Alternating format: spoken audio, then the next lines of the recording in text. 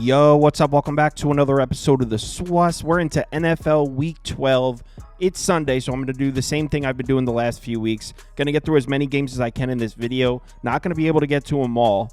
Whatever I don't get to, we'll go through on the live show tomorrow morning, 11 a.m. Eastern time. If you're able to make it, would love to see you in the comments. As for college football Saturday, as I'm recording this, there's a ton of action on. Things are looking pretty good, but it's super early. I have a ton of action tonight, so by the time you're watching this, things could have crumbled. But as of right now, it's looking like I'm having a decent Saturday, so hopefully that continues. NFL Sunday, Week 12. Let's do it. Welcome to the SWUS. The SWUS. SWUS. Hey, get the SWUS. Dallas on the road at Washington. The Commanders are laying 10.5 points. Imagine someone told you before this season started that we'd be in Week 12 and the Washington Commanders would be laying 10.5 points to Dallas. What a crazy season it's been. So yeah, Washington 10.5 point favorites. Total sitting at 45 about 45 for this one. Let's take a look at the pie charts. According to the data, action's coming in pretty heavily on the Commander side. Over 70% of the tickets, over 70% of the money. As I always say, take this data with a grain of salt. So let's get into this matchup, and we'll start with the trend here, or a couple trends, I should say.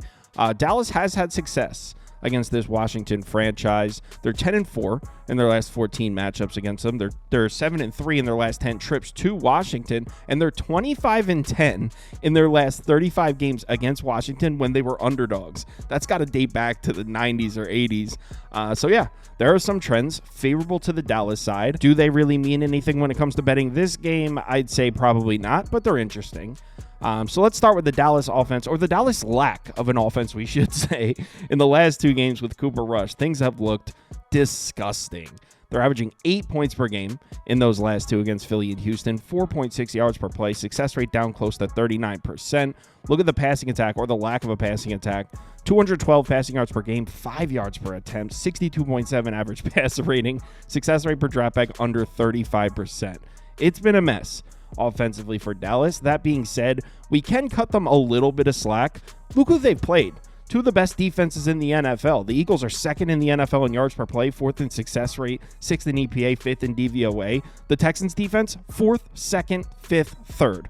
So we can cut the Cowboys a little bit of slack. They played back-to-back top 5 defenses. The Washington Commanders are most definitely not a top 5 defense. In fact, they're closer to being a bottom 5 defense than a top 5 defense. They're 20th in yards per play, 24th in success rate. Look at their numbers against the run. 29th in yards per carry allowed, 27th in success rate per rush, 30th in EPA, 29th in DVOA.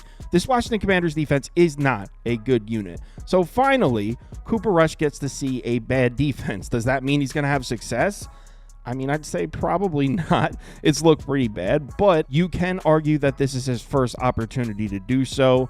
The problem is, when we're looking at Cooper Rush numbers, how do we take any of them seriously? It's a 2-game sample size against 2 elite defenses. So when we're looking at this graphic here, what do we really take away from this? I mean, the Commanders blitz a lot. They're 6th in blitz rate. Cooper Rush, terrible numbers when pressured, but he has terrible numbers from a clean pocket. I mean, his numbers from a clean pocket are absolutely awful. So what does this even mean? It's tough to take anything away from Cooper Rush's numbers. We're talking about 2.5 games here, 2 full games against elite defenses. So I really don't know what to make of this. Washington runs a lot of man coverage, 8th most in the NFL. Cooper Rush does have better numbers against man coverage. Again, I don't know if we should take anything away from this. One thing I do like here for the Commanders when we're talking about this defense, because we know it's been bad, right? This has not been a good defense. They actually have played very good defense against the pass when they've seen bad passing attacks. Against bottom 5 passing attacks, they've seen 3.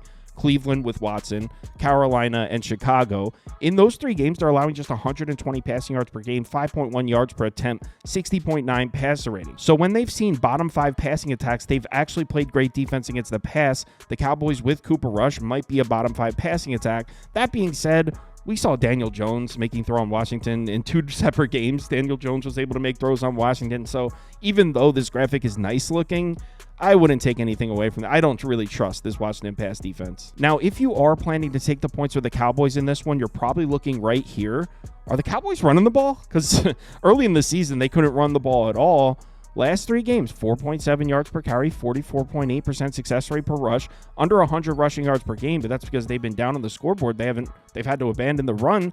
They've actually been running the ball decently, this Cowboys offense, in the last 3 games. And the reason I'm bringing that up, this is going to be the first matchup we've seen in a while where the Cowboys offensive line might be able to generate some push. Not that they've been great. 21st in adjusted line yards, 19th in run blocking grade, 20th in yards before contact. But Washington's defensive front has had a lot of problems staying on the line of scrimmage this year. 29th, 29th, 32nd.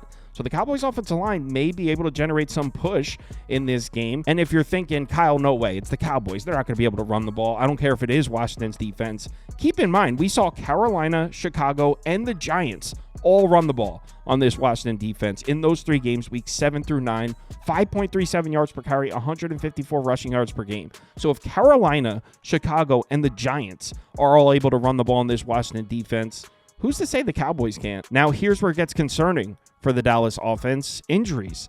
Zach Martin has been ruled out for this game. Jake Ferguson has been ruled out for this game. Brandon Cooks, it looked like he was going to be activated. It looked like Cooks was coming back. He is not. He's been ruled out of this game. Tyler Smith might not even play, who's probably been the Cowboys' best offensive lineman this year, even better than Zach Martin. So Cowboys offense is most definitely not 100% coming into this game. The Washington defense is injured also, but not nearly as injured as the Dallas offense. As a whole on this side, I mean, maybe the Cowboys are able to run the ball a little bit, but with the injuries on the offensive line, I don't have any faith in the Cowboys offense right now. But what about the matchup on the other side? Let's take a look at the matchup for the Washington offense against the Cowboys defense. Now, at first glance, this looks like a complete mismatch. Washington in the top 10 offense this year. Cowboys a bottom 10 defense, maybe even a bottom 5 defense. This is a terrible looking graphic if you're a Cowboys fan. One thing we have to point out, though, this Washington offense hasn't quite looked the same.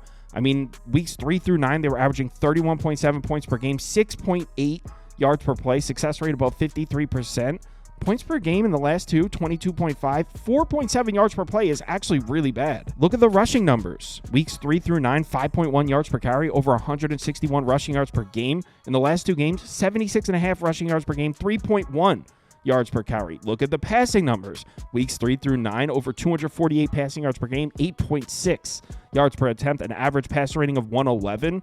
Last 2 games, under 197 passing yards per game, 6 yards per attempt, average passer rating 75.1. So we've seen this Washington Commander offensive production fall off a cliff in the last couple weeks. Now, you're probably watching this thinking, Kyle, those games were against the Steelers and the Eagles. This is the Cowboys defense. It's not the same thing at all. And you're not wrong if that's what you're thinking. One thing we do have to give Dallas, though, they do have a pass rush, especially now that Micah Parsons is back, and they're heating up. They've been pressuring the passer the last couple weeks. They gotten their ass kicked in both games, but they have been pressuring the passer.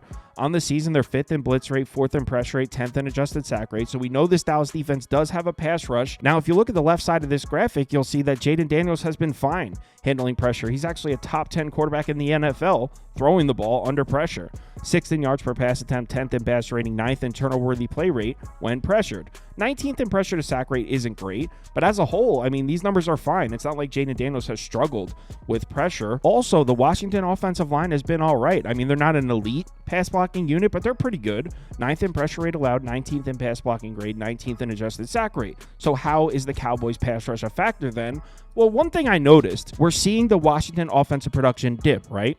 So let's pull up their game logs. Back when Jaden Daniels was killing it, what defenses was he seeing? Cincinnati, no pass rush. Arizona, no pass rush. Cleveland's in there, but if you remember, that's the game he threw a couple picks. He had a 78 passer rating in the game. That's when the scoring drive streak ended. He didn't play that well in that game against Cleveland. After that, Baltimore, no pass rush. Carolina, no pass rush. Now the last few games, Chicago, Giants, Steelers, Eagles, starting to see some pass rushes, and we're starting to see the Commander offense come back down to earth. So even though the numbers don't really show it, there may be a correlation between Jaden Daniels' overall offensive production and the opposing pass rush. Maybe this Cowboys pass rush is a factor. How does the Cowboys secondary match up against Jaden Daniels throwing the ball?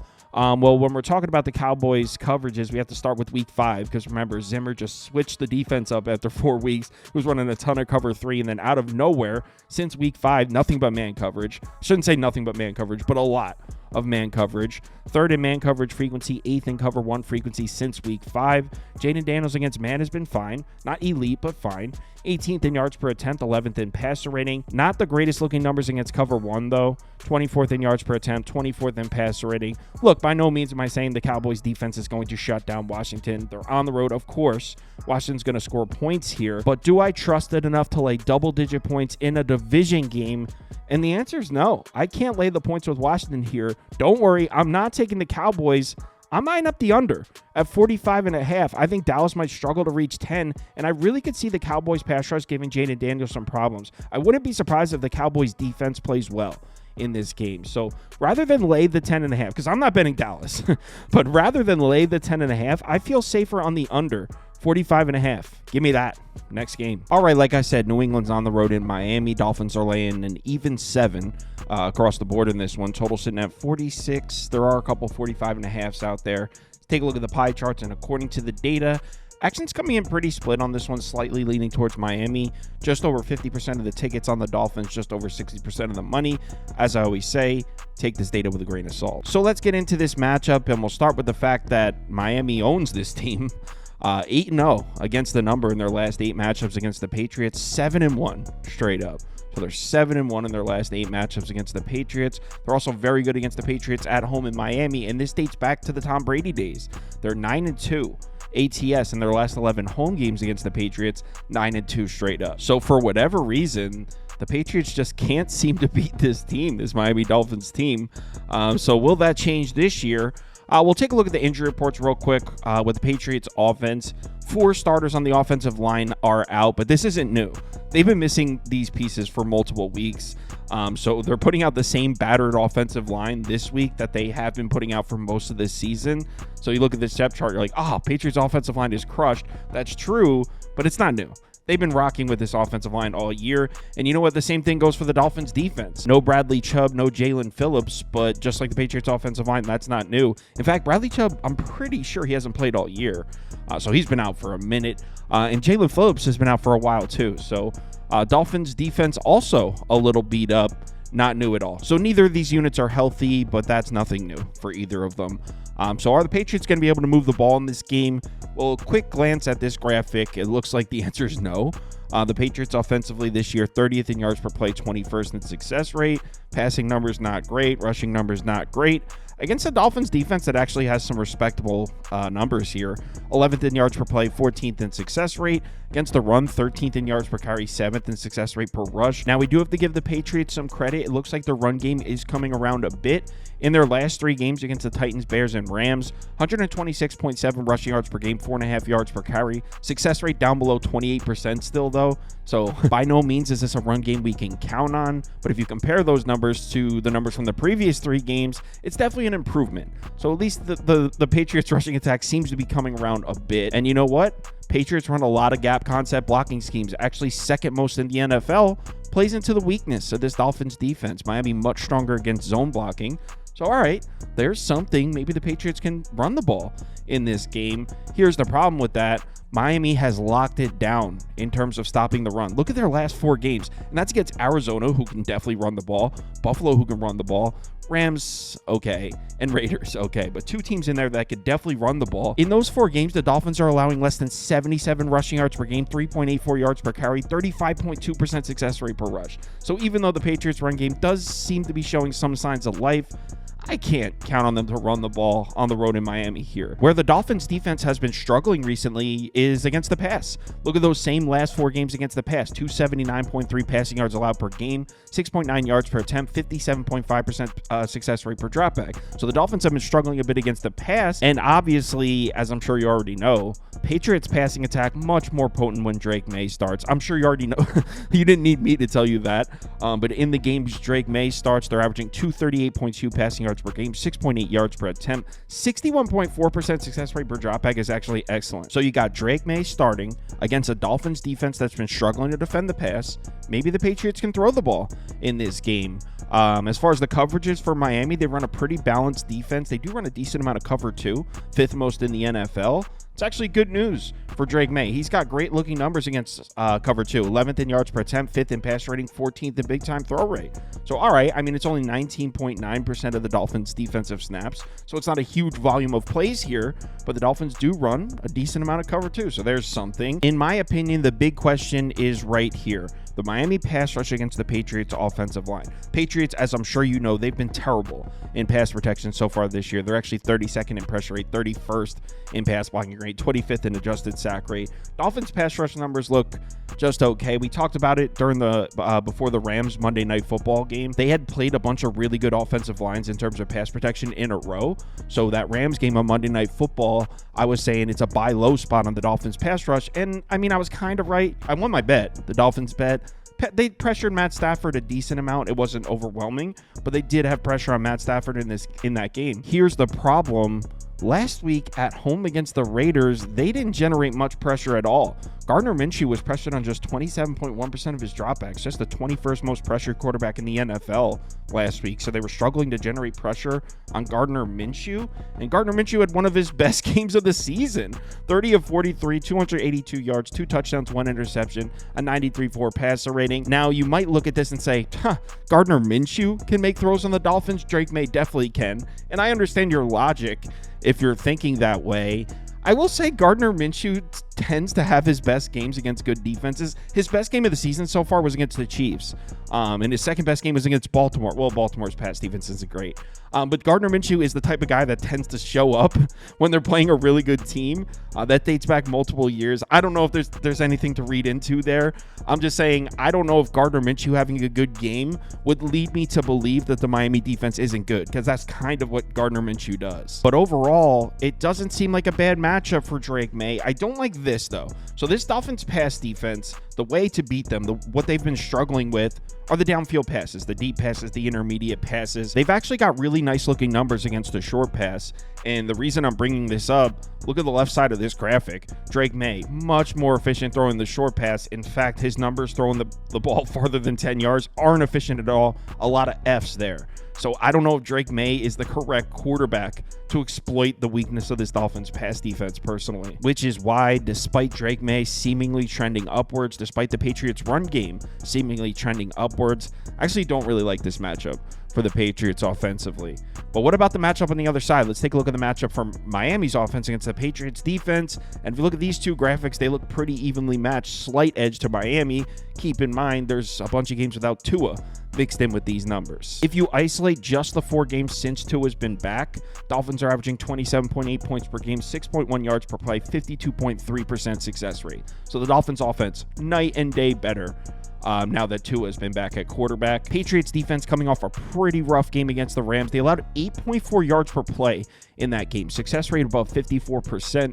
28 points. Now, in the 2 games before that, they actually played great defense. 11.5 points per game, 4.9 yards per play. Keep in mind, those games were against the Titans and the Bears.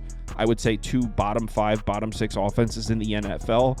On the road in Miami against a relatively healthy Dolphins offense, little bit of a different discussion. Now, Tua's career numbers against the Patriots aren't anything video game. They're not anything crazy. Just over 68% completions, 216.5 yards per game, 7 touchdowns, 4 interceptions, and 92 passer rating. So not bad numbers at all, but not elite. Like I said, not video game numbers here. But check this out. He's never lost. He's 6-0 to the Patriots, and 5 of those 6 wins came by a touchdown or more. So Tua has never had problems playing this Patriots team. So will that change this year? Well, if you look at the Patriots coverages, I'd say probably not. Patriots run a lot of cover 1, a lot of cover 2, 5th most cover 1, 8th most cover 2. Tua, as we know, struggles with cover 3, but against cover 1 and cover 2, he's been fine this year. Against cover 1, top 10 numbers across the board, 7th, 8th, and 5th.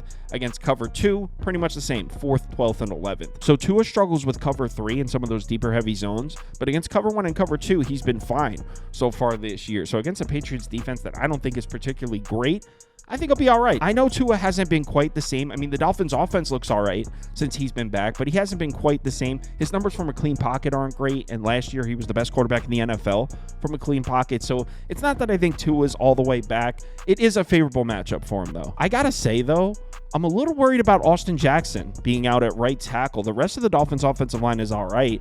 Austin Jackson's going to miss this game because keep in mind, Patriots pass rush is a little boosted. Ngakoue's there from Baltimore. He's making, I believe this is his first start with the Patriots. Correct me if I'm wrong.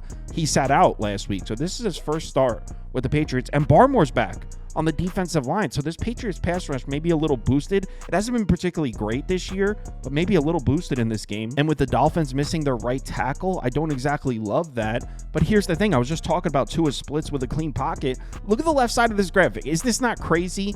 I mean, Tua, this is the complete opposite of what we saw last year. Do you know that Tua leads the NFL in yards per attempt and passer rating under pressure? What the, where did that come from? But look at the turnover-worthy play rate. 11.1%. That's 42nd. I think that's amongst 42 qualified quarterbacks. I think that's dead last. 11.1% is wild. So you pressure him, he makes big plays or turns the ball over, according to these numbers. But what I was referring to is the top of this graphic. His numbers when given a clean pocket just aren't the same. So I don't know if I blindly trust Tua anymore, but this is a good matchup for him against a team he's historically had no problems with. I think the Dolphins handle their business here, which is why it would only be Miami for me. I didn't lay the 7. The bet I actually placed, I did a 6-point teaser. I don't really love these. Miami -1, Houston -2.5. That's the bet I placed. It's a small bet. I had to even pay -120 juice for it. I don't love it, but I did place it. Tennessee on the road at Houston. The Texans are laying, looks like mostly 8. Do see a couple 7.5s out there. Total sitting down at 40.5 for this one. Let's take a look at the pie charts. And according to the data, actions coming in on the Texans side, 68% of the tickets, 77% of the money. As I always say, take this data with a grain of salt. So let's get into this matchup. And when you look at this graphic right here, how can we possibly lay more than a touchdown with Houston? I mean, this is a mismatch. The Titans defense has been so much better than the Texans offense. 3rd in yards per play, 6th in success rate against a Houston offense that's 19th in yards per play, 29th in success rate. I mean, the Titans defense has legitimately been so much better than Houston's offense. There's such a discrepancy right here. The Houston offensive line and the Titans defensive front. Tennessee 2nd in adjusted line yards, 8th in run defense grade, 11th in yards before contact. Houston's offensive line 22nd, 25th, and 19th. So is there any chance of Houston running the ball in this game? Probably not. I will say, though, they do run a lot of zone blocking schemes, 9th most in the NFL. Tennessee, much stronger against gap blocking schemes, so I guess that's something. If you're trying to back the Texans here, I did back the Texans. You guys already know my bet. So I guess that's something. Is that enough to lead us to believe the Texans are going to run the ball on the Titans? Probably not. So it comes down to CJ Stroud. Is he able to make throws on this Tennessee defense? Well, I don't like the look of this right here. The weakness of this Titans defense are the short passes. They will give you those underneath throws. CJ Stroud has not been very efficient with the short passes. You can see he likes to throw the intermediate pass. He throws it downfield a lot as well. Tennessee top 10 against both of those passing depths. Tennessee's also been running a shitload of zone coverage, 5th most in the NFL this year. If you isolate it to just the last 4 weeks, they've actually been running the most zone coverage. 1st in zone coverage frequency in the last 4 weeks, so they've been running a lot of zone. CJ Stroud much better against man. In fact, his numbers against zone coverage aren't even good. Completion percentage, yards per attempt, passer rating, turnover-worthy play rate against zone coverage, 30th, 21st, 26th, and 20th. Definitely don't like the look of that. Now, if you are trying to bet Houston in this game, I do have a couple positive angles for CJ Stroud that you'll probably like. Number 1, Titans don't blitz much. 23rd in blitz rate this season. They also don't generate a ton of pressure either. CJ Stroud, you can see on the left side of this graphic, much better when not blitzed. He actually really struggles against the blitz. 25th, 29th, 38th, and 26th. When not blitzed, 13th, 5th, 11th, and 20th. So much better when not blitzed. Titans don't blitz much. Also, and most importantly, this game is at home in Houston, where CJ Stroud is just an entirely different player. He's been so much better at home over the course of his entire career, including last year. On the season at home, he's averaging over 290 passing yards per game, 7.9 yards per attempt, 53.9% success rate per dropback. His numbers on the road this year, much, much worse, and it was the same thing last year. Just a significantly better quarterback at home over the course of his career. CJ Stroud has been. Another angle I like for Houston in this one, and check this one out. So if you remember, I started this game off by saying, how can we lay points with the Texans against the Titans defense? The Texans offense against the Titans defense. That's the graphic I had up. I was implying that this Titans defense is very good, much better than the Houston offense. Here's the thing. Is this Titans defense very good? Since losing Snead, they've actually not been very good at all. Since losing L'Jarius Snead, that was 5 games ago, they're allowing 30.6 points per game, 5.9 yards per play isn't good, 48.9% success rate. So yeah, when we look at the full season numbers, it looks like Tennessee has this great defense, but the truth is, since losing L'Jarius Snead at corner, they've been straight up ass. Look at their numbers against the pass. With Snead on the field, weeks 1 through 6, 151.2 passing yards allowed per game, 5.5 yards per attempt. Last 5 games without Snead, 7.3 yards per attempt, success rate per dropback up close to 60%, an average opponent passer rating of 108.9. So again, I have to ask, is this Titans defense really good or not? Because I'm starting to think it might not be. As a whole, do I like the matchup for Houston's offense against Tennessee's defense? Still, the answer has to be no. I really don't trust this Texans offense right now, but it is at home where CJ Stroud's much better. The Titans defense, as you can clearly see, significantly worse without Snead on the field. So, I mean, sure, Houston's going to be able to score points, but are they going to be able to consistently move the ball in this game?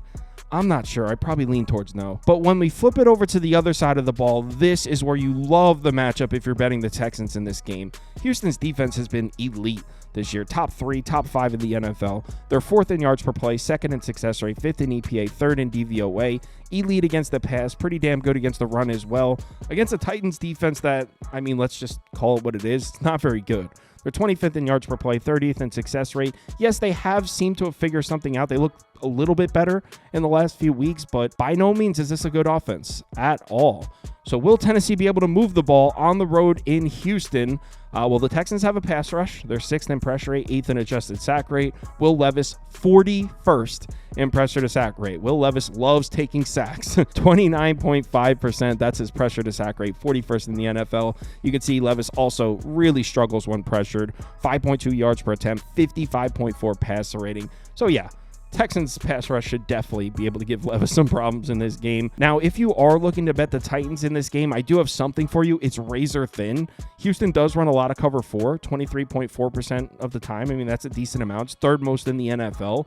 Will Levis, surprisingly good against cover 4, 3rd in yards per attempt, 8th in passer rating, 15th in big time throw rate. So I guess that's something, but I mean, we're talking about less than 25% of the snaps. So razor thin, but if you are looking to bet the Titans, I guess it's something. The thing is, even if you're a Will Levis apologist, even if you like Will Levis, it's really hard to find positive angles for him here because just like CJ Stroud, the Houston Texans defense also significantly better at home.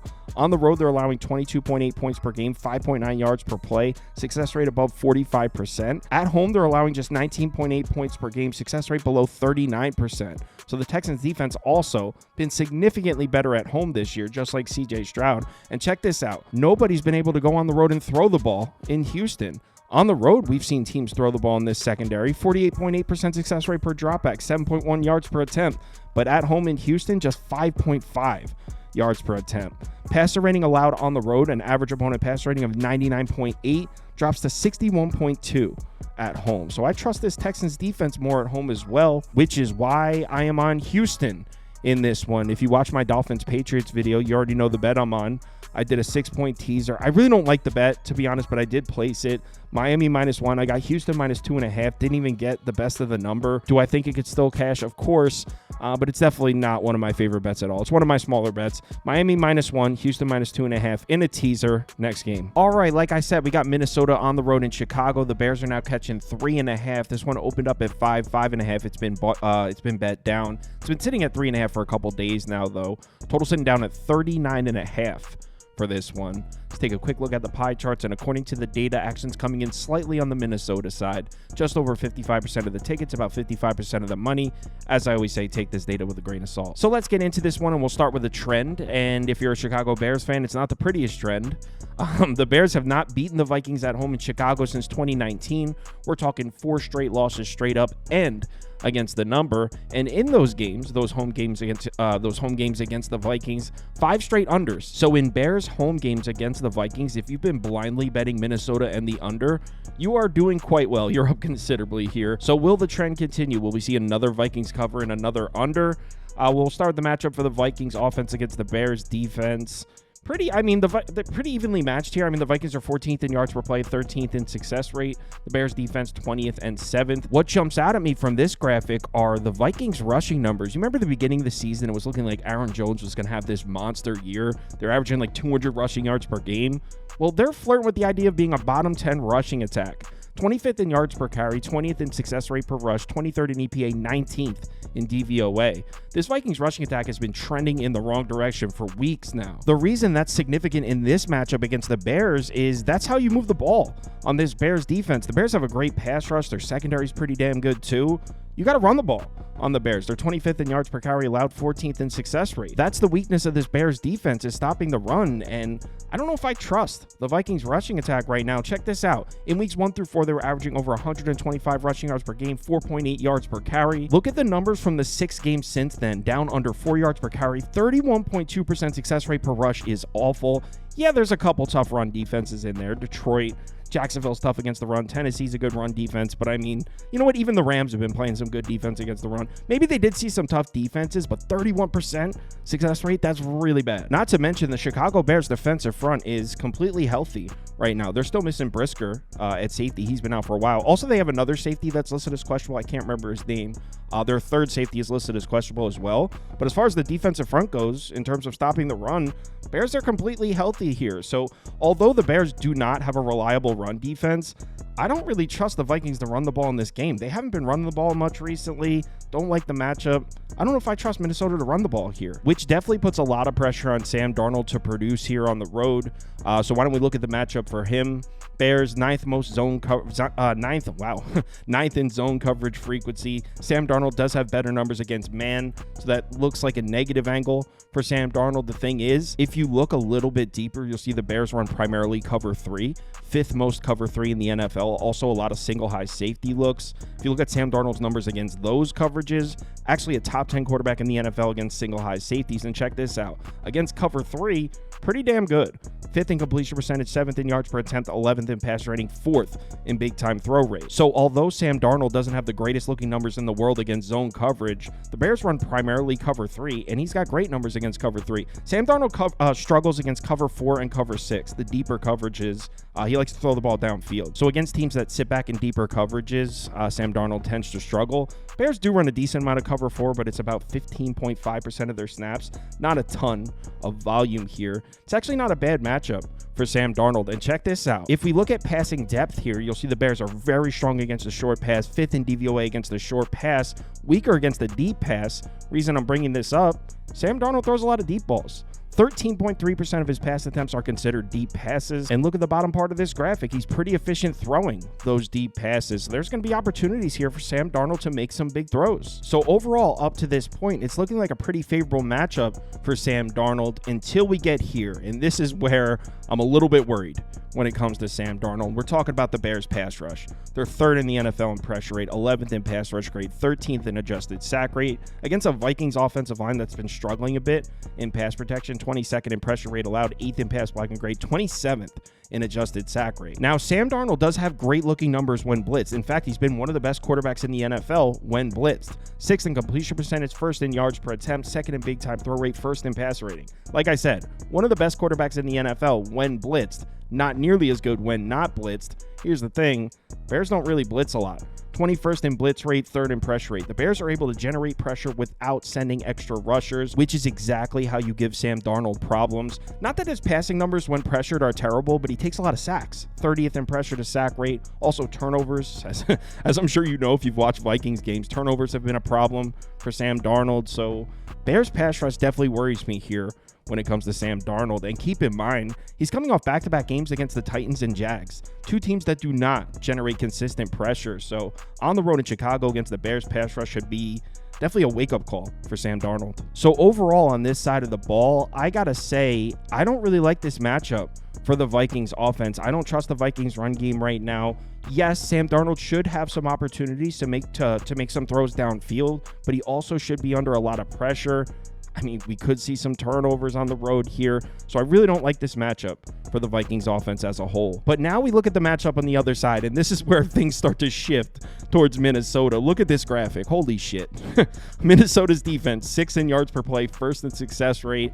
Chicago offense, 31st in yards per play, 23rd in success rate. We're talking about one of the best defenses in the NFL against one of the worst offenses in the NFL, and that's not even exaggerating. Look at the graphic. Chicago's been struggling in pass protection, 23rd in pressure rate, 10th in pass blocking grade, 31st in adjusted sack rate. You can see here on the bottom left of this graphic, Caleb Williams is 39th in pressure to sack rate. He holds on to the ball. He takes a lot of sacks, 29.3%. He struggles when pressured, actually struggles with a clean pocket also. Look at the right side of this graphic. Minnesota, 1st in blitz rate, 7th in pressure rate, 6th in adjusted sack rate. That Vikings pass rush is coming, and by all the metrics we have, this should be a nightmare for Caleb Williams. And also, some of you might remember this from last week. If you remember, I said I like the Bears plus 5.5 against Green Bay because the Packers have terrible numbers against the short pass. They sit back in coverage.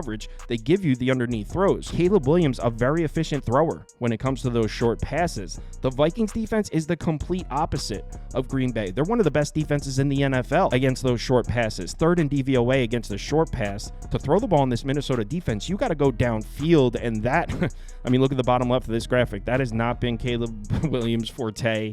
His numbers when throwing the ball downfield don't look pretty. A 34.6 passer rating when he's throwing deep passes.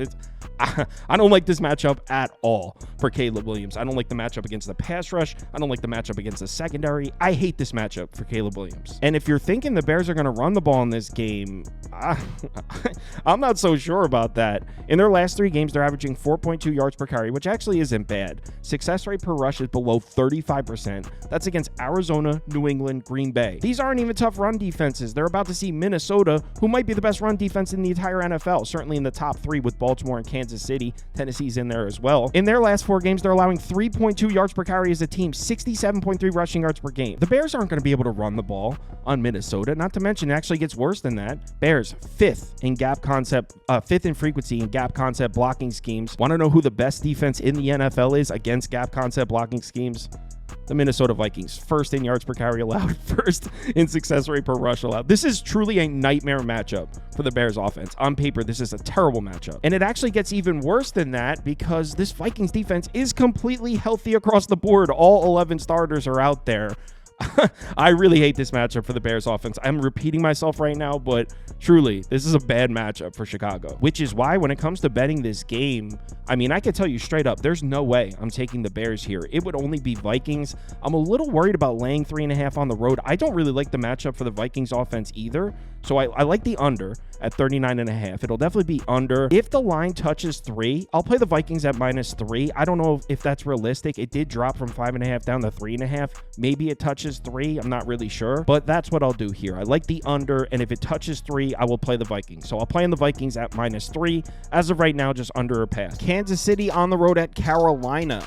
Panthers catching 10. Well, it's mostly 10.5 now. There are a couple 11 still out there. Total sitting at 42.5 or 43, depending on your sports book. Let's take a look at the pie charts, and obviously, according to the data, action's coming in on the Chiefs. Over 75% of the tickets, about 85% of the money.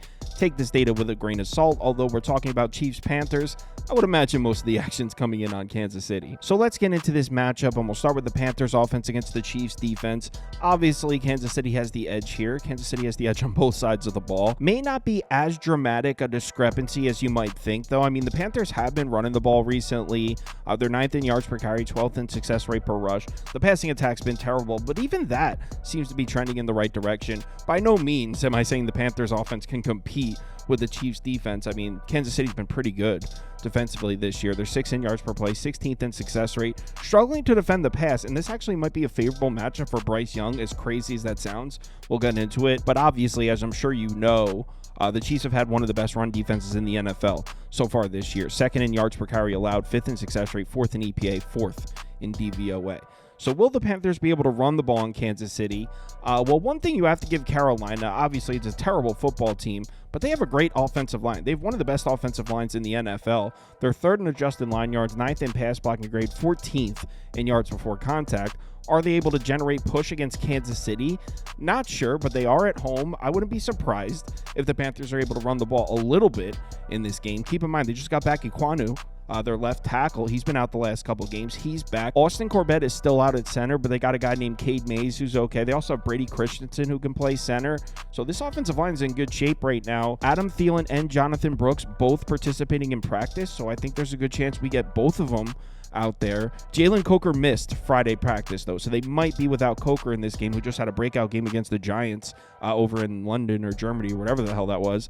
But other than Jalen Coker, Panthers are in pretty good shape here offensively. Now, before you go hammering your Carolina bets, though, saying that sarcastically, we do have to mention that they run a lot of zone blocking schemes, 5th most in the NFL, happens to play directly into the strength of the Chiefs defense. In fact, Kansas City's been the best defense in the NFL against zone blocking schemes, 1st in yards per carry allowed, 1st in success rate per rush. So yeah, it's going to be a struggle to get the run game going here for Carolina, but let's give them some credit. They have been running the ball over their last 8 games. This is a solid sample size here. They're averaging 4.9 yards per carry as a team, almost 120 rushing yards per game. Look, Kansas City's defensive front is very good against the run, but on the road here, in a game they might not care too much about, I think the Panthers will be able to run the ball a little bit. Now, what about the matchup for good old Bryce Young? Well, first, let's point out that the Chiefs defense does seem to be slightly trending in the wrong direction. In weeks 1 through 7, they were allowing 17.2 points per game. In weeks 8 through 11, their last 4 games, up to 22 points per game. Look at their numbers against the pass. Yardage about the same, 222 yards per game in weeks 1 through 7, 221.5 in weeks 8 through 11. Look at the average opponent passer rating, 81.8 in weeks 1 through 7, 108.2 in their last 4 games. The Chiefs have been struggling to defend the pass. Look at their success rate, over 57% success rate per dropback in their last 4 games. So the Chiefs have been letting opposing quarterbacks move the chains with their arms recently. And check this out. Bryce Young, obviously the numbers are going to be ugly, but in his first 2 starts early in the season, 122.5 passing yards per game, 4.3 yards per attempt, 35.7% success rate per dropback. Terrible numbers. Look at the numbers from his last 3 games since getting the starting job back. Still not great, but yardage per game up to 173.7, yards per attempt from 4.3 to 5.9, passer rating up from 44.5 to 79.6, still not good, but a dramatic improvement. Look at the success rate, 47.1% success rate per dropback. Bryce Young has been dropping back to pass and producing successful plays. He's been moving the chains with his arm, which is exactly what Kansas City's been struggling with. So might this actually be a favorable matchup for Bryce Young? Actually, check this out. What does Kansas City do a lot of? Blitz. It's Spagnuolo. They blitz the shit out of their opponents, 2nd this year in blitz rate. Now, the pressure rate and adjusted sack rate looks pretty bad here for Kansas City. It's a little bit misleading. It's kind of like the Steelers team's game plan for the Chiefs. They get the ball in their quarterback's hands very quickly, so they're unable to record a lot of pressures and a lot of sacks. We know the Chiefs pass rush is better than that. It's not 29th and 27. But regardless, they do blitz a lot. Bryce Young, significantly better when blitz. When you blitz Bryce Young and don't get there, which, by the way, happens often because that offensive line for the Panthers, elite in pass protection, look at the big-time throw rate, 6th. 9th in turnover-worthy play rate. Okay, the completion percentage, passer rating, not great. But if you blitz Bryce Young and don't get there, he's more than capable of making big plays through the air. What is the weakness in terms of passing depth of this Chiefs defense? The deep pass, 15th in DVOA against the deep pass, 4th and 7th against the short pass and intermediate pass. Bryce Young, not the worst numbers in the world. Throwing the deep pass, 8.5% of his pass attempts are deep passes, so he throws the ball downfield. Again, if you blitz Bryce Young and don't get there, he is capable of making big plays. What else do the Chiefs do a lot of? Man coverage, 6th most in the NFL. Bryce Young, better numbers against man coverage. Not great, but against zone coverage, completion percentage, passer rating, big time throw rate, turnover-worthy play rate. Against zone coverage, 33rd, 35th, 30th, 33rd. Against man coverage, 29th, 29th, 27th, 19th. So he's better against man coverage. Chiefs do run a lot of man coverage. Look, don't get it twisted. By no means am I sitting here telling you Bryce Young is about to go off against the Chiefs. I'm just saying, as a whole, we're talking about laying 11 points on the road here. If you're going to lay 11 points on the road, you better love the matchup. And when it comes to the matchup for the Chiefs defense against the Panthers offense, I don't really like it. I actually think the Panthers are going to be able to run the ball a little bit. I think Bryce Young might connect on a big play or two. I think the Panthers are going to be able to move the ball a little bit in this game. But what about the matchup on the other side? Because we got Patrick Mahomes against one of the worst defenses in the NFL. Carolina, 28th in yards per play, dead last in success rate, 31st in EPA, 31st in DVOA. They're bad against the run.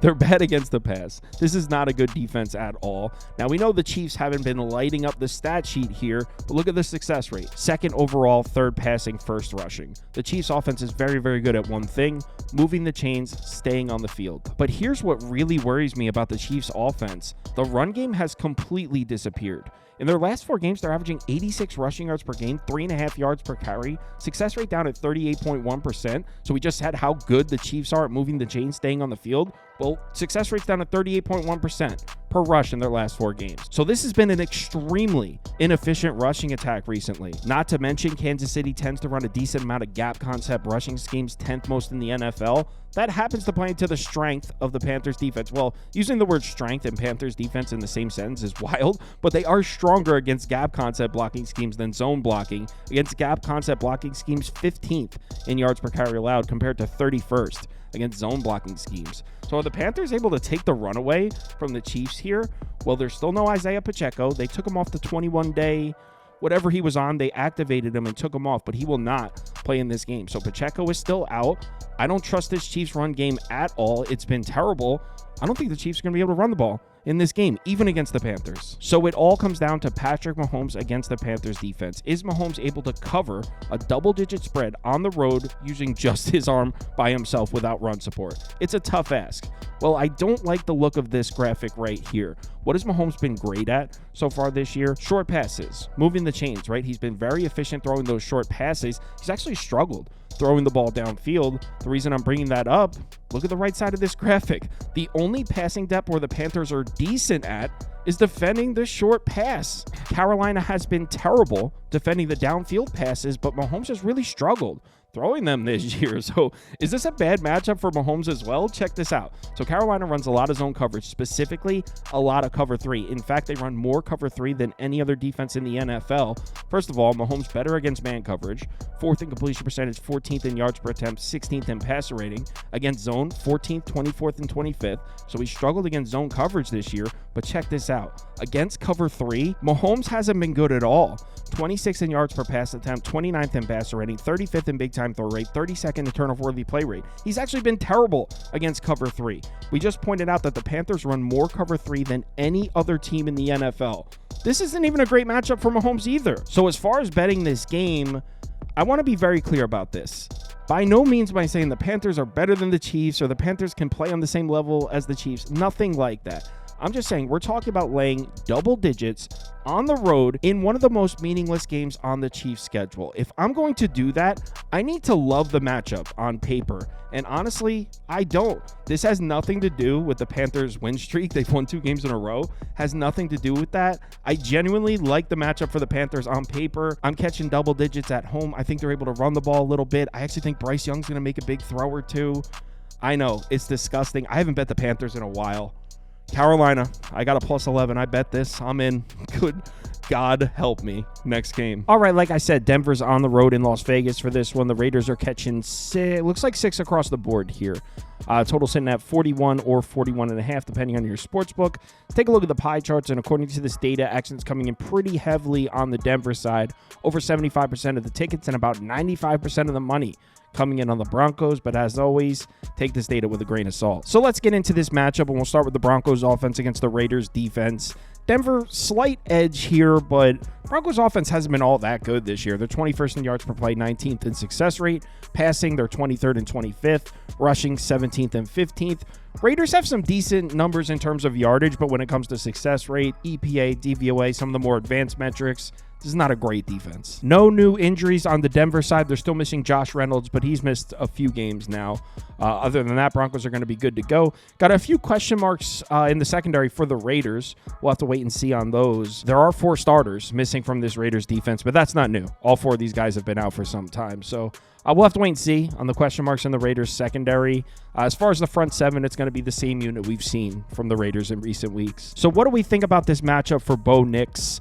Well, the good news is the Raiders do not have much of a pass rush. They're 30th in pressure rate, 22nd in adjusted sack rate. Bo Nix under pressure has been, he's 4.1 yards per pass attempt. That's 39th in the NFL. 53 passer rating. That's 36th in the NFL. So Bo Nix has not been great when pressured this year. Not that he's set the world on fire from a clean pocket. 28th in yards per pass attempt, 19th in passer rating. But no question, he's been significantly better when given a clean pocket. So the fact that the Raiders haven't had much of a pass rush so far this year, it's definitely good news for Denver and for Bo Nix. Also, the Denver offensive line's done a great job in pass protection so far this year. 15th in pressure rate allowed, 2nd in pass blocking grade, 4th in adjusted sack rate. So Bo Nix should have clean pockets to throw from in this game. Another angle for Bo Nix in this one, the Raiders do run a decent amount of man coverage. This one's kind of thin. They're 11th in man coverage frequency, 31.2% of the time. So really nothing here. That's a slightly above average amount of man coverage. But Bo Nix is slightly better against man coverage. This one's razor thin. Really nothing to take away from here. It was on the timeline. I figured I'd share it. Really nothing to take away from this one. Kind of the same thing with this angle here. The Raiders run a lot of too high safety looks, 52.2%. That's 7th most in the NFL. Bo Nix has been slightly better against single high safeties. In fact, he's 35th in yards per pass attempt against two high safeties. So I guess that would be a slight detriment to Bo Nix in this spot, but I don't think there's anything to take away from either of those. This one kind of is interesting, though. Look at the passing depth here. The Raiders defense, very bad against the short pass, pretty bad against the intermediate pass, average against the deep pass. Reason I'm bringing this up, look at the left side of this graphic. You'll see Bo Nix's strongest passing depth is the deep pass. A- in frequency, A- in DVOA. Not as great throwing the intermediate pass and the short pass. Again, probably thin here as well. Thought it was interesting enough to share. In my opinion, if you are looking to back the Broncos here, this is the one you're most worried about. So if you're betting the Raiders, you're probably looking at this right here. Bo Nix has not been nearly as efficient on the road. At home, the Broncos are averaging 258 passing yards per game, 7.8 yards per attempt, 54.4% success rate per dropback, an average pass rating of 106. Look at their numbers on the road. 169.7 yards per game, 5.3 yards per attempt, an average pass rating of 78.6. Bo Nix has not been nearly as good in his road games. He's been much better at home in Mile High. And also, what happened to the Broncos' run game? In weeks 3 through 7, there was a 5-game stretch where Denver was running the ball, over 143 rushing yards per game, 5.4 yards per carry. Look at their last 4 games. 102.5 rushing yards per game, 3.8 yards per carry, 31.4% success rate per rush is terrible. Yes, there are games against Kansas City and Baltimore in there, 2 elite run defenses, but there's also games against Carolina and Atlanta, 2 terrible run defenses. So Denver not getting the same production in terms of a rushing attack in the last few games. And the Raiders defense starting to look like the elite run defense we saw down the stretch after Antonio Pierce took over the head coaching job last year. Look at their last 3 games, allowing less than 100 yards per game, 3.69 yards per carry, success rate per rush under 40%. The Raiders have been defending the run. Yeah, I know one of those games was against Kansas City. They can't really run the ball. Same goes for Cincinnati. But last week they went on the road to Miami. The Dolphins can certainly run the ball. This Raiders run defense is looking pretty good, man. Not to mention, where have the Broncos found most of their success in the run game so far this year? Gap concept blocking scheme, 7th in yards per carry, 7th in success rate. That happens to play directly into the strength of the Raiders defense. They're actually terrible against zone blocking schemes, but against gap blocking schemes, 10th in the NFL in yards per carry allowed, 2nd in success rate per rush. I think the Raiders defense is going to give Bo Nix and this Broncos offense problems. I don't know if they're able to run the ball. Bo Nix not nearly as good on the road. I can't believe I'm saying this. I like the matchup for the Raiders defense. I think they're going to play well. But now we flip it over to the other side and we look at the matchup for the Raiders offense. And this is where things get a little dark if you're trying to back the Raiders here. Obviously, the Raiders offense, 29th in yards per play, 24th in success rate. Passing numbers are pretty bad. Rushing numbers worse than the NFL, and it's not close. Against a Broncos defense that might be top 5 in the NFL. They actually lead the NFL. They're 1st in yards per play, 5th in overall success rate. This is what we call a mismatch. Look at the discrepancy here between the Raiders offensive line and the Broncos defensive front. The Raiders are dead last in adjusted line yards, literally 32nd, 28th in run blocking grade, 30th in yards before contact, against a Broncos defensive line that's 6th, 5th, and 1st. Yeah, Again, mismatch. But now we get to the injury reports, and this is where things get a little interesting here. Here's the Broncos defense. Nothing new here. Singleton's been out. That's not new. Safety Brandon Jones is listed as questionable. We'll have to wait and see for him. But in terms of the front seven, it's going to be the same unit for the Broncos that we've seen in previous weeks. Now let's flip it over to the Raiders offense and check this out. Look at the offensive line. Mumford is back at right tackle. He's definitely back. Andre James, the center, might be back. He hasn't played. He got injured in week 8. Cody Whitehair might be back. So the center and the left guard, neither of them have played since week 8. They actually, I believe they both got injured in the same game. Correct me if I'm wrong, but I think they both got injured in week 8. They both might be back. They're listed as questionable. We don't know for sure, but there's a chance the Raiders are getting 3 starters back on the offensive line this week. In addition to that, Michael Mayer is back at tight end. So they got Brock Bowers and Michael Mayer, both those tight ends out there. Now, Alex Madison's questionable. Zamir White's questionable. I don't know if this means we can count on the Raiders to run the ball. In fact, that seems kind of crazy. I'm just saying getting 3 starters back on the offensive line, that's something. Now, you might be looking at the recent passing production from the Raiders and thinking, Kyle, I like Gardner Minshew in this spot. I mean, in their last 3 games, he's been pretty good. 101.7 passer rating, 6.6 yards per attempt isn't any good, but 61.9% success rate is excellent. 229.7. I mean, I don't trust Minshew. Yes, we've seen him play a little bit better in the last few games. He made some throws against the Chiefs. He made some throws against the Dolphins as well. In fact, those were 2 of his best games of the year, the Chiefs and the Dolphins game. Let's give Minshew some credit. That being said, you might want to pump the brakes before putting your faith in Gardner Minshew in this spot. The Broncos run a lot of single high safety looks, 7th most in the NFL. They also run a lot of cover 1, which is kind of the same. I mean, they go hand in hand. So 7th in cover 1 frequency, 7th in single high safety frequency. Gardner Minshew against single high safeties, significantly worse. His numbers against 2 high safeties are actually pretty good. 3rd, 20th, 14th, 3rd. Look at those same statistics against single high safeties, 26th, 28th, 35th, and 31st. One of the worst quarterbacks in the NFL. And check out his numbers against cover 1. This is disgusting. 30th, 37th, 37th, 31st. That's amongst 37 qualified quarterbacks. So he's dead last in passer rating, dead last in big time throw rate against cover 1. So as I know Gardner Minshew has put together a couple decent games recently, I don't trust him against the Broncos defense. I will say, though, if they get those 3 starters back on the offensive line, I don't think it's crazy that the Raiders are able to move the ball a bit, though. So I don't necessarily hate the matchup for the Raiders, but certainly don't like it. So where does that leave me in terms of placing a bet? Well, I can tell you straight up, I'm not laying 6 points on the road with the Broncos. Bo Nix has been pretty bad on the road. Not laying 6 points here. So it would only be Raiders. Whether or not I place the bet is going to depend on the injury reports. There's question marks in the Raiders secondary. There's question marks on the Raiders offensive line. I need answers to those questions. I'm down to take the Raiders here. I just need to know that I'm getting at least a few of those pieces back. So it'll be Raiders +6, Raiders +6.5. I'll let you know. Let's keep our eyes on the injury report here, but it's only Raiders for me. Unfortunately, Prop Beaver had to leave work early, so I can't get to any more. We'll go through them all on the live show at 11 a.m. Eastern time. I'll post the full list of my bets and my favorite bets probably around midnight tonight, along with the spreadsheets and everything that I normally post. That'll be on KyleKirms.com for those of you that want it. Oh, quick update. So those D-backs on the Raiders have been ruled out, unfortunately. So I don't think I'm going to bet the Raiders. I want to. I think it's the right play. Might go under instead, but even that is tough, missing members of the secondary. Think I'm going to bet the Vikings even at 3.5. We'll talk about it on the live show, 11 a.m. See you all in the morning.